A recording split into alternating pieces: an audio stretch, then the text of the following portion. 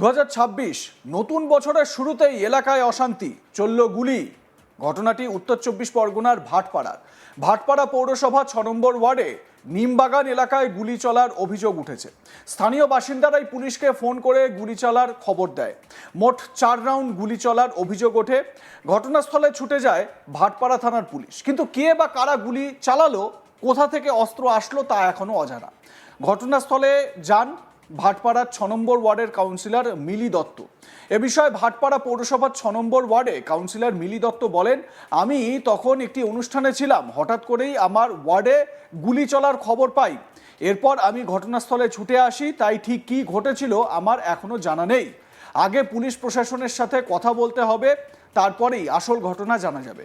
তবে এখনো পর্যন্ত কোনো হতাহতের ঘটনা নেই। আমি একটা বিষয় আপনাদের নিশ্চিত করতে পারি, সেটি হলো এই ঘটনায় কোনো রাজনৈতিক অ্যাঙ্গেল নেই। এটা নিছকই ব্যক্তিগত শত্রুতা বা এলাকার দুষ্কৃতীদের কাজ হতে পারে। তৃণমূল কাউন্সিলর মিলি দত্ত তিনি কি বলছেন শুনুন তার বক্তব্য। সকাল থেকে দুটো প্রোগ্রাম ছিল। একটা আমার ওয়ার্ডে একটা বড় আকার অনুষ্ঠান হয়েছে, সেখানে অনুষ্ঠানে ছিলাম, প্রাইজ ডিস্ট্রিবিউশনে ছিলাম। এবং সকাল থেকে যেটা হচ্ছে প্রেমচাঁদ শতবার্ষিকী ভবনে আমাদের একটা ব্লাড ডোনার্স ফ্যামিলির একটা প্রোগ্রাম চলছে। একটা সারাদিন একটা সেমিনার, তারপর সেখানে লাঞ্চ ব্রেক, তারপর একটা মানে র্যালি। হ্যাঁ না শুনুন তো, আমি তো ওখানেই ব্যস্ত ছিলাম। আমি এই কিছুক্ষণ আগে ফোন পাই যে এখানে একটু গুলি চলেছে, এবং কি হয়েছে না হয়েছে আমি এখনো কিচ্ছু জানি না। আমি এখনো অন্ধকারে।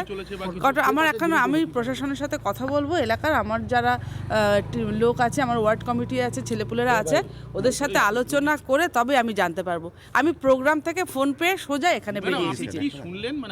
আমি কিছু শুনিনি বলে আমাদের 6 নম্বর ওয়ার্ডে গুলি চলেছে, এবং ব্যাস এইটুকুই। না না না, কেউ ইনজিওর হয়নি। তো আমি আপনারাও যতটা জানেন আমিও ঠিক ততটাই জানি। আমি প্রোগ্রাম থেকে সোজা প্রেমচাঁদের যে প্রোগ্রামটা চলছিল সেখান থেকে সোজা আমি এখানে বেরিয়ে এসেছি। গুলি কি বলবেন? এটা শুনুন, তবে এটা আপনাদের আমি একটা অ্যাসিওর করতে পারি, এটা কোনো আপনারা যদি মনে করেন এটা কোনো পলিটিক্যাল গন্ডগোল নয়।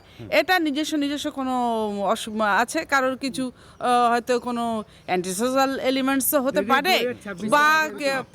বা কিছু হতে পারে। আমার কোনো কিছুই আমার জানা নেই।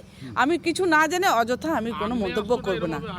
আমি এখনো কোনো মন্তব্য করতে পারবো না। আমি জাস্ট আমার এখনো সেটাও জানি না। আমি শুনেছি না প্রশাসনের কাছে এটা যাতে আমার এলাকা যেন সব সুস্থ থাকে।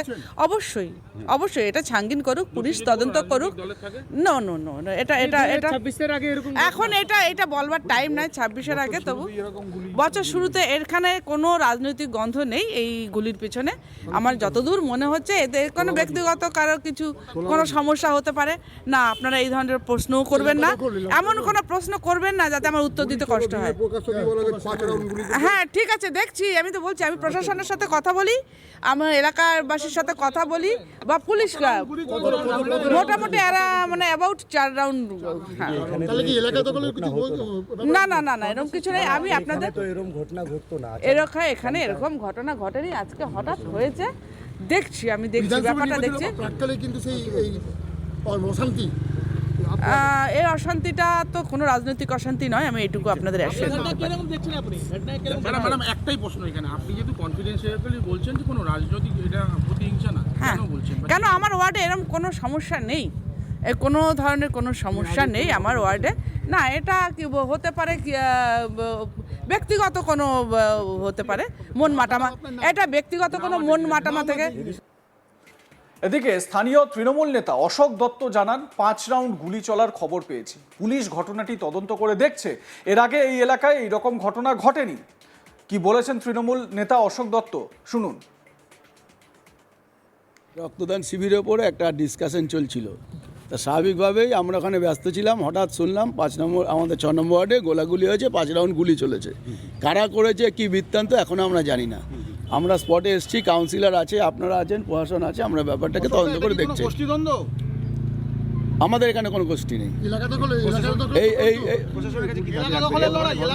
এখানে কোনো গোষ্ঠী দ্বন্দ্ব নেই, কোনো দখল নেই।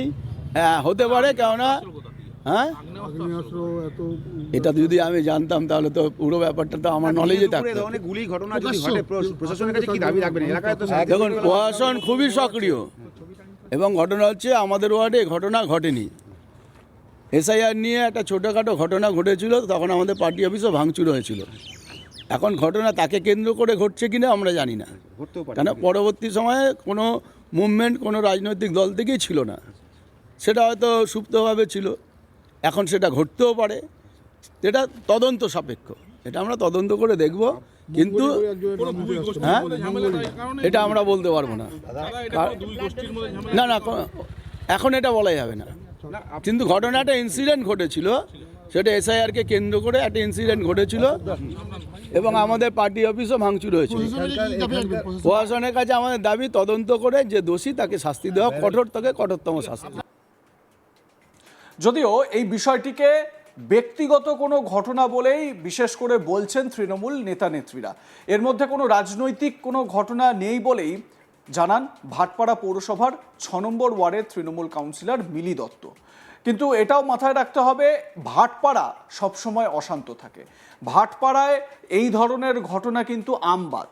মিলি দত্ত এবং স্থানীয় নেতা অশোক দত্ত তারা বলছেন যে এখানে এই ধরনের ঘটনা এর আগে ঘটেনি। অশোকবাবু যেরকম বললেন যে এসআইআরকে কেন্দ্র করে একটা উত্তেজনা তৈরি হয়েছিল, তাদের পার্টি অফিসে ভাঙচুর করা হয়েছিল, কিন্তু গুলি চালানোর ঘটনা কিন্তু ঘটেনি। কিন্তু আমরা যখনই ভাটপাড়ার কথা বলি, জগদ্দলের কথা বলি, ব্যারাকপুরের কথা বলি, তখনই কিন্তু এই বোমাবাজি, গুলি চলা, এই সমস্ত বিষয়গুলোই মাথায় আসে। এবং অবশ্যই কথা প্রসঙ্গে কথা উঠে আসে অর্জুন সিংয়ের, ব্যারাকপুরের প্রাক্তন সাংসদ এবং ব্যারাকপুরে এবং জগদ্দল ভাটপাড়া এই চত্বরে অবিসংবাদী নেতা অর্জুন সিংয়ের প্রসঙ্গও স্বাভাবিকভাবে উঠে আসে। আপনারা কয়েকদিন আগেই আপনাদের আজ তাক বাংলাতেই দেখিয়েছিলাম জগদ্দলের বিধায়ক, তার সঙ্গে অর্জুন সিংয়ের একটা বচসা বা তার সঙ্গে একটা ওই বলা যায় যে বক্তব্য, পাল্টা বক্তব্য, এই ঘটনাও সামনে এসেছিল। সোমনাথ শ্যাম তিনি বলেছিলেন যে অর্জুন সিংয়ের যদি ক্ষমতা থাকে তাহলে সিকিউরিটি ছেড়ে ময়দানে আসুক, বুঝে নেব। আবার পাল্টা অর্জুন সিং বলেছিলেন যে ওর একটা বাবা নয়, অর্জুন সিংয়ের একটাই বাবা, তাই অর্জুন সিংয়ের হিম্মত রয়েছে। একবার ভাবুন, রাজনৈতিক নেতা নেত্রীদের মুখ থেকে এই সমস্ত কথাবার্তা, একেবারে ওই বলিউড সিনেমায় যে রকবাজ গুন্ডাদের যেরকমভাবে কথা বলতে দেখা যায়, আমাদের রাজ্যের কোনো একটি জায়গার কোনো একটি অংশের রাজনৈতিক নেতারা তারা ঠিক এই ভাষাতেই কথা বলে। তো এই রকম যখন কথার ভঙ্গি, তখন সেই রকম একটি জায়গায় গুলি বোমা চলবে, এটাই তো খুব স্বাভাবিক। সেখানে তো খোলা ছুট পেয়ে রয়েছে দুষ্কৃতীরা, সমাজ বিরোধীরা, অ্যান্টি সোশ্যালরা। এবং রাজ চক্রবর্তী যিনি বিধায়ক, তিনি কয়েকদিন আগে বলেছিলেন যে এখানে বাচ্চা বাচ্চা ছেলেদের হাতে বোমা, পিস্তল এই সমস্ত ধরিয়ে দেওয়া হয়েছে, যদিও তিনি অর্জুন সিংয়ের বিরুদ্ধে অভিযোগটা করেছিলেন। তো সেই জায়গায় এই ধরনের ঘটনা ঘটবে, এটাই তো স্বাভাবিক। অস্বাভাবিক কি? যদিও পরিস্থিতি এই মুহূর্তে আন্ডার কন্ট্রোল। আপনাদের মতামত কি জানাতে ভুলবেন না। দেখতে থাকুন আজ তাক বাংলা, সাবস্ক্রাইব করুন আমাদের ইউটিউব চ্যানেলটি, বেল আইকন প্রেস করুন নোটিফিকেশন পেতে।